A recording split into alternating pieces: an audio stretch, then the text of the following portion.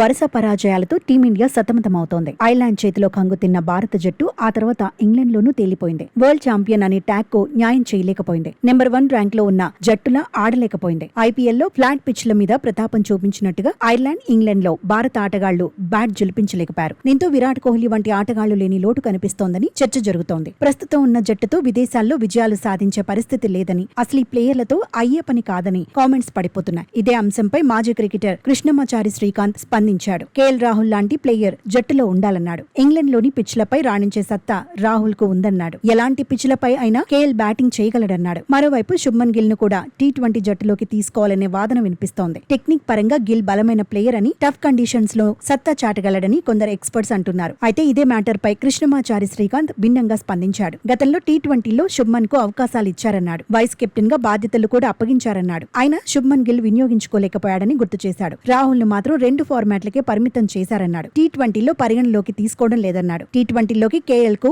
మంచి రికార్డే ఉందన్నాడు. ఫ్లాట్ పిచ్ల మీదే team India batting విధ్వంసకరంగా సాగుతుందన్నాడు. పొట్టి ప్రపంచ కప్ లో సౌత్ ఆఫ్రికా చేతిలో స్లో వికెట్ పై టీమిండియా ఓడిపోయిందన్నాడు. ఆ తర్వాత ఫ్లాట్ పిచ్లను టీం మేనేజ్మెంట్ కోరిందని శ్రీకాంత్ బౌన్సర్లు సంధించాడు. ఐపీఎల్లో లక్నోలోనూ పరుగులు సాధించడంలో ఇబ్బంది పడ్డారన్నాడు. పేసర్లను సమర్థంగా ఎదుర్కొనేందుకు తడి టెన్నిస్ బాల్ తో ప్రాక్టీస్ చేయాలని సలహా ఇచ్చాడు. బ్యాటింగ్, బౌలింగ్ లోనూ వాషింగ్టన్ సుందర్ విఫలమవుతున్నాడని చెప్పుకొచ్చాడు. జట్టులో వాషింగ్టన్ సుందర్ రోల్ ఏంటో అర్థం కావడం లేదన్నాడు. సుందర్ ఎప్పుడు బౌలింగ్ కు వస్తారా అని ప్రత్యర్థి బ్యాటర్లు ఎదురు చూస్తున్నారని సెటైర్ వేశాడు. ఇంగ్లాండ్ పిచ్లపై బ్యాటింగ్ చేసేందుకు శివం దుబే భయపడుతున్నాడన్నాడు. 4వ టీ20లో ఓటమికి శివం దుబేనే కారణమన్నాడు.